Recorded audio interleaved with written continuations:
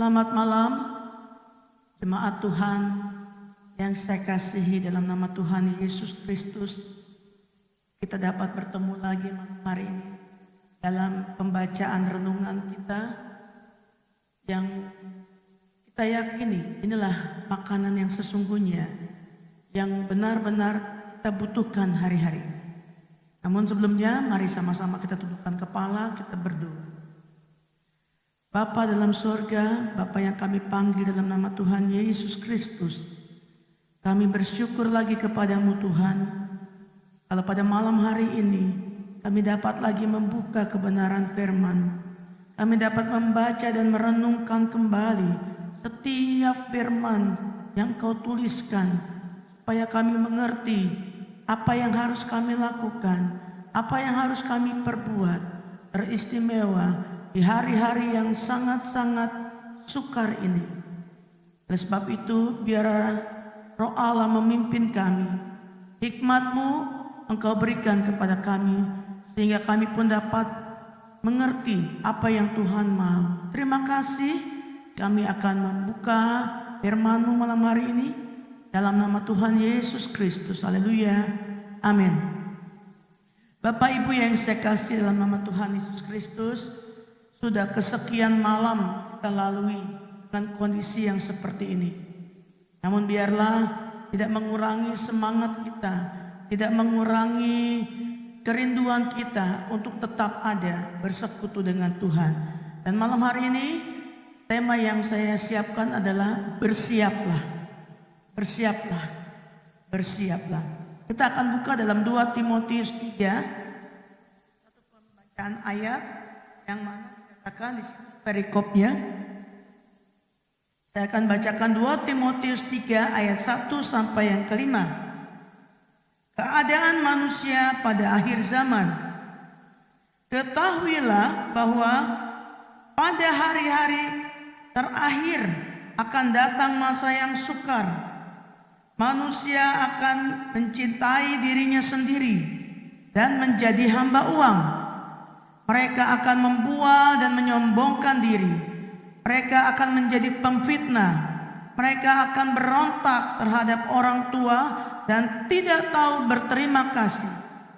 Tidak mempedulikan agama, tidak tahu mengasihi, tidak mau berdamai, suka menjelekkan orang, tidak dapat mengekang diri, garang, tidak suka yang baik, suka mengkhianat, tidak berpikir panjang, berlagak tahu, lebih menuruti hawa nafsu daripada menuruti Allah.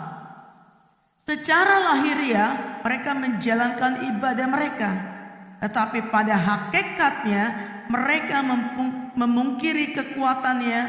Jauhilah mereka itu. Puji nama Tuhan. Saya percaya ayat yang sudah kita baca mungkin sudah kesekian kali juga kita dengar.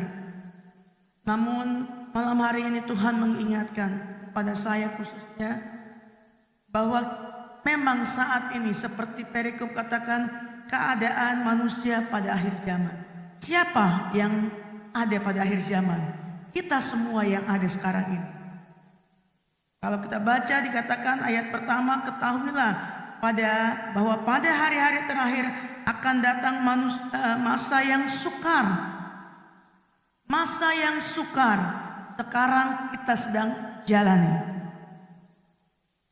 Mungkin dalam pemikiran kita sebagai manusia, kita katakan, Tuhan, sampai kapan? Tuhan sanggup enggak? Tuhan mampu enggak? Ini Rasul Paulus tuliskan firman Tuhan ini pada beribu-ribu tahun lalu. Namun sekarang ini kita alami. Sekarang ini menjadi bagian kita. Yang dikatakan manusia akan mencintai dirinya sendiri dan menjadi hamba uang dan segala macam hal. Di situ dituliskan bagaimana keadaan manusia yang sesungguhnya. Nah, firman Tuhan mengajak kepada kita bahwa kita harus mengerti kalaupun kita ada di masa yang sukar ini, bagaimana kita bersikap, bagaimana kita bertindak, bagaimana kita berkata dan menyingkapi segala sesuatu. Bukan menjadi orang-orang yang jadi takut, menjadi khawatir yang berlebihan. Karena memang Tuhan sudah katakan semuanya ini. Di ayat lain saya akan ambil dalam Pengkhotbah pasal 6. Pengkhotbah pasal yang ke-6, di situ dituliskan pada ayat yang pertama, ada suatu kemalangan yang telah kulihat di bawah matahari yang sangat menekan manusia. Saudaraku, kita tahu bersama, semua manusia di belahan dunia manapun sekarang ini mengalami kemalangan yang sangat menekan. Yang sangat-sangat menekan. Tadi kita baca di Efesus di 2 Timotius 3 bahwa manusia mencintai dirinya sendiri dan segala macam. Tapi pada saat ini, sekalipun mereka ingin berbuat ini dan itu untuk kepentingannya, tapi memang Tuhan izinkan bahwa manusia mengalami kemalangan yang sangat-sangat luar biasa hari-hari ini.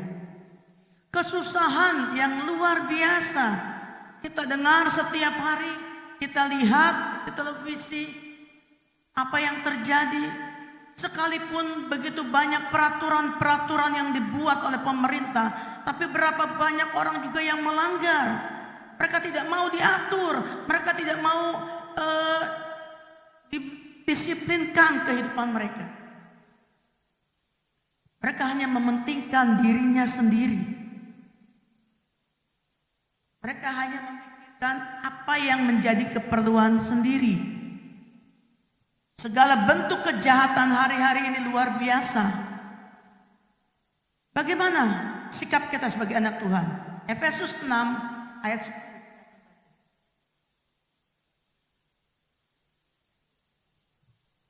Di sini perlengkapan rohani yang harus kita miliki. Efesus 6 ayat 10 dikatakan, akhirnya hendaklah kamu kuat di dalam Tuhan, di dalam kekuatan kuasanya.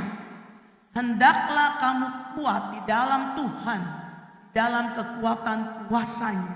Hanya kuasa Tuhan yang memampukan saudara dan saya sampai hari ini tetap bisa bersyukur, tetap bisa merasakan kebaikan Tuhan, tetap masih dalam sukacitanya Allah, tetap dalam kesehatan yang Tuhan peliharakan. Bagaimana untuk kita tetap kuat? Cuma satu cara, saudaraku. Kita dekat dengan Tuhan. Lewat apa? Lewat doa. 1 Tesalonika, kalau kita baca di pasal yang ke-5 ayat yang ke-7. 1 Tesalonika 5 ayat yang ke-7 dikatakan di sini sangat singkat. Ayat 17, maaf.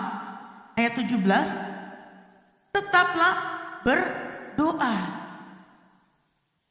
Kekuatan inilah yang harus menjadi bagian kita hari-hari ini. Bukan makanan minuman saja yang kita perlukan, tetapi kekuatan yang dari dalam, yaitu lewat doa yang tidak jemu-jemu. Tetaplah berdoa, baik keadaan yang baik maupun keadaan baik atau tidak baik, hati yang kondisi yang bagus atau tidak bagus, tetap kita harus berdoa. Apakah kalau kita tidak terima dengan situasi yang tidak baik, kita nggak mau berdoa? Siapa kita di hadapan Tuhan? Tuhan ingatkan, kekuatan kita hanya terletak di dalam doa. Karena ini yang Tuhan mau, supaya kita dapat melewati hari-hari kita yang sulit dan sukar sekarang ini. Yakobus pasal yang ke-5 ayat yang ke-16 bagian B dikatakan,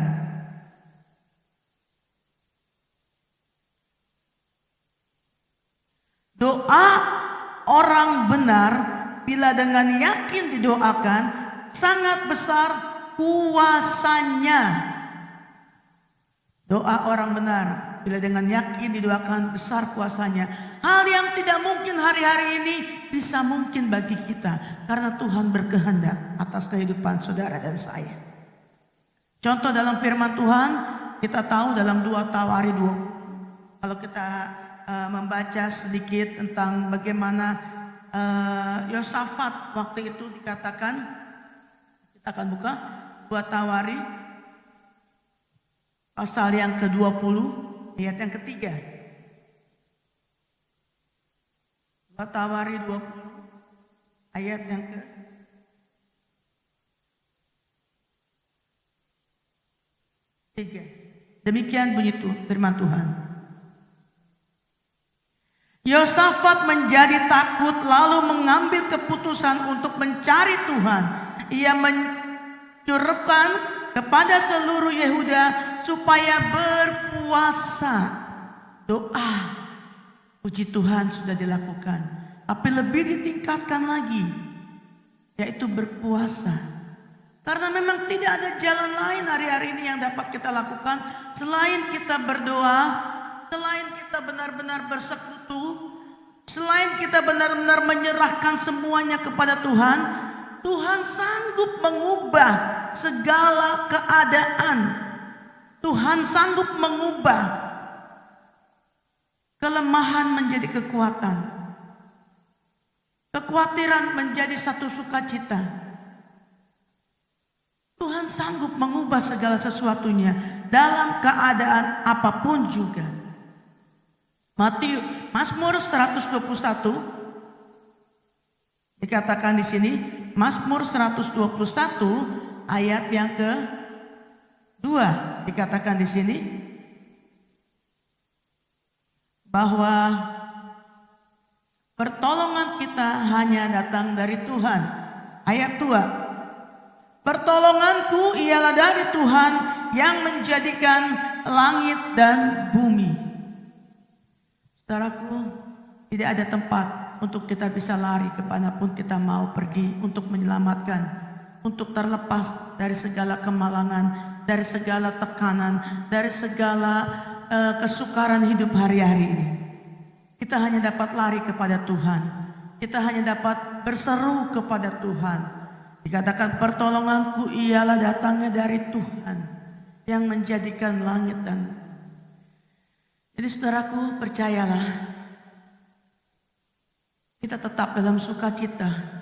Tuhan masih memberi hikmat, Tuhan masih memberi kekuatan, Tuhan masih memberi sukacita, Tuhan masih memberikan penghiburan lepas penghiburan, bahkan jalan keluar di saat kita menghadapi keadaan-keadaan yang sulit dan sukar, bahkan mungkin jalan buntu. Tetaplah berharap kepada Tuhan. Jangan pernah tinggalkan Tuhan. Jangan pernah katakan kepada Tuhan, aku sudah gak mau lagi berdoa. Jangan, saudaraku. Apapun sekarang ini yang terjadi, tetap kita pandang Tuhan. Tetap kita mampu kuat karena Tuhan. Tetap kita tidak meninggalkan Tuhan. Malah semakin kuat. Puji nama Tuhan. Inilah firman Tuhan pada malam hari ini menjadi perenungan kita, bahwa tetap kita setia untuk mengiring. Mari kita tundukkan kepala. Bapa dalam surga, terima kasih untuk setiap kebenaran firman-Mu yang sudah kami terima lagi. Biarlah ini menjadi makanan yang paling berharga, yang menjadi kekuatan bukan saja secara lahiriah, tetapi secara rohaniah. Karena kami percaya kekuatan yang daripada-Mu lah yang akan memampukan kami untuk bertahan di hari-hari terakhir ini. Terima kasih Tuhan, terima kasih.